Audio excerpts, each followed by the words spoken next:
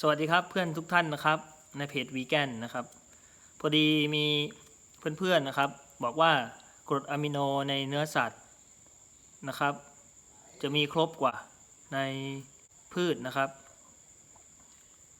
ก็เอาวิดีโอนี้มาให้ดูนะครับแล้วก็เรื่องของเนื้อสัตว์ที่บอกว่าให้พลังงานมากกว่าพืชนะครับลองดูนะครับในคลิปนี้ท่านจะเปลี่ยนใจแล้วก็จะได้รู้นะครับการศึกษาเราก็ควรให้ศึกษาให้แบบไม่ให้มันล้าหลังนะครับลองดูนะครับฟังดูนะครับ To know how this whole meat gives you energy thing got started and traced it back to the 1800s when a famous German chemist hypothesized that muscular energy came from animal protein and that vegetarians were incapable of prolonged exercise. Liebig's beliefs were so widely accepted that they even inspired the USDA's first protein recommendations. By the time science proved his theory false with the discovery that hard-working muscles run primarily on the carbohydrates found in plants, it was too late. People all around the world had already bought into Liebig's ideas about meat and energy. But not everyone was convinced. As early as 1908, plant-based athletes were starting to claim their first Olympic golds. Are you still sticking to your vegetarian diet, Mary? Very rigidly, yes. And do you find that's of benefit to you, do you? Greatly, or I wouldn't do it. Winning the gold medal. Lewis gets it, and it's a new world record as well. I changed my diet to a vegan diet, and I set all of my personal bests at 30 years old. The oldest man ever to win a world or Olympic medal. And there were current Olympians too. Morgan Mitchell is the two-time Australian 400-metre champion. Here comes Morgan Mitchell. Jamie, this is very, very fast. It's tough, the 400, I won't lie. The first 200 is pure speed, and then the last 200, it shows who's got that speed endurance training in their legs. And obviously the last 50, you've just got to pray because lactic is hitting hard. You need to be able to hold that endurance. She also represented Australia at the 2016 Summer Olympics. A lot of people had doubted me when I first became vegan, but my energy levels increased incredibly. And my iron, my B12, everything that people said would become deficient were amazing. I thought, I'm going to make sure I'm beating them all on the track. I mean, we're all friends, but it was pretty cool to finish my Australian domestic season undefeated. And to win the nationals was obviously that. อย่าเพิ่งไปไหนนะครับมีไฮไลท์ตอนจบ There was also Dotsie Bausch, an 8-time USA national cycling champion and 2-time Pan American gold medalist. My event in track cycling requires a massive amount of explosive power. Let's go, ladies. Go, go, go. First of all, we have to get off the line and we're starting from a dead start with one gear. We have to be able to move that mass, that weight off the line and get it up to speed within 3/4 of the length of the track. My training regimen involved 6 days a week, climbing mountains up and down for at least 4 and 5 hours a day, hard track sessions, and then big gym sessions. I grew up in Kentucky, so that's the land of casseroles and barbecue and meat. So when I transitioned over to an entirely plant-based diet, I wasn't sure if I was going to survive. And I actually became like a machine. I got up from being able to move about 300 pounds on the inverted leg sled to moving 585 pounds, 60 reps times 5 sets. To move that kind of weight, you need more than just energy. You also need strength. In other words, protein. I just couldn't believe that Dotsie, or anyone for that matter, could get enough protein eating only plants. I think one of the biggest misconceptions in sports nutrition is that we have to have animal protein, and in particular meat, to get big and strong and perform at a high level. That's just clearly not true. All that protein that you get when you eat a steak or a hamburger, where did it come from? It came from the plants that the cow ate. I was surprised to learn that all protein originates in plants. Cows, pigs, and chickens, it turns out, are just the middlemen.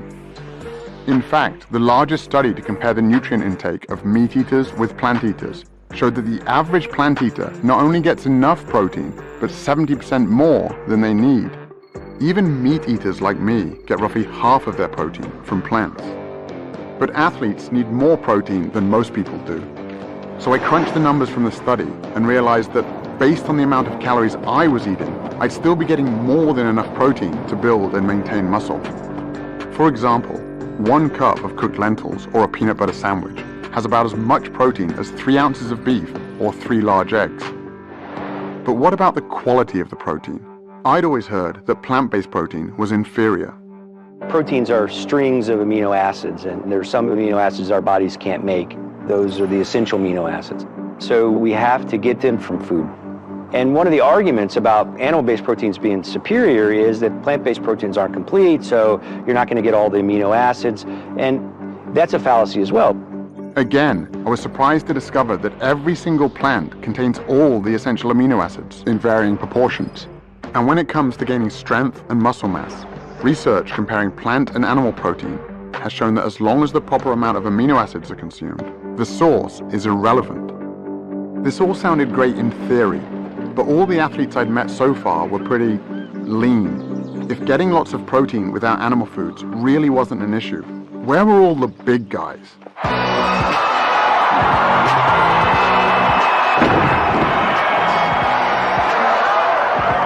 Kendrick Farris was the only male weightlifter to represent the United States at the 2012 and 2016 Olympic Games. Olympic-style weightlifting is going from the ground to overhead in 1 or 2 explosive movements, the most explosive movements that can be done.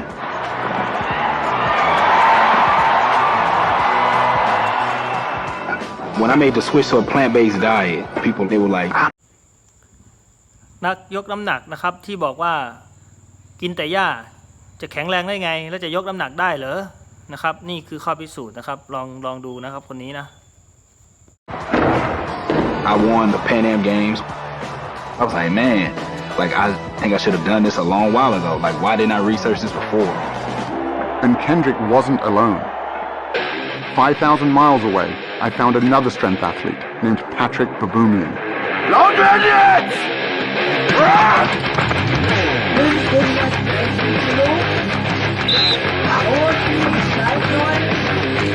Patrick is one of the strongest men on the planet, with multiple world records, including the front hold, the keg lift, and the log lift.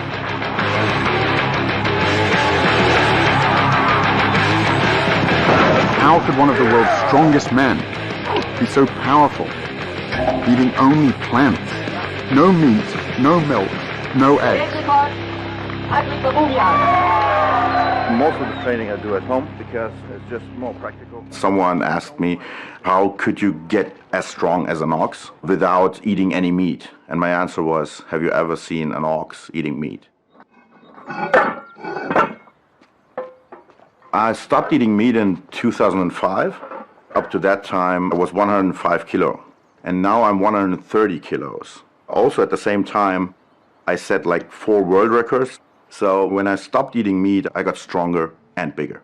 Okay, so I just go under here. Okay, yeah. Really take care of your back should really be straight. Get up.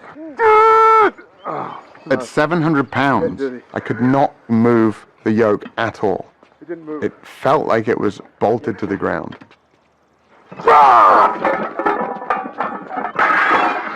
And that was just his warm-up weight. It's hard to fathom how strong Patrick really is. It's almost superhuman.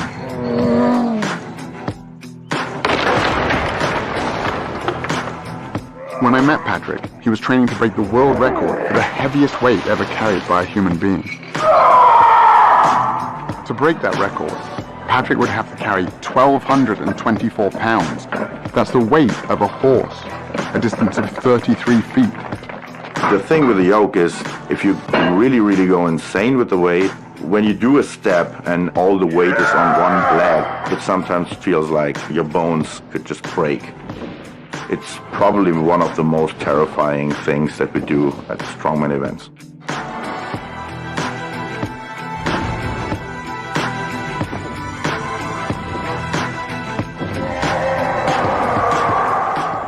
สวัสดีครับขอบคุณมากนะครับที่ฟังจนจบนะครับเป็นนักกีฬาวีแกนไม่ทานนมไม่ทานไข่ไม่ทานเนื้อสัตว์แข็งแรงมากจนได้แชมป์ต่างๆนะครับมีหลายท่านเลย ที่ตัดมาให้ชมก็คือเรื่องย่อนะครับปกติยาวมากนะครับดูใต้คอมเมนต์นะครับว่าชื่อเรื่องอะไรนะครับขอบคุณมากครับ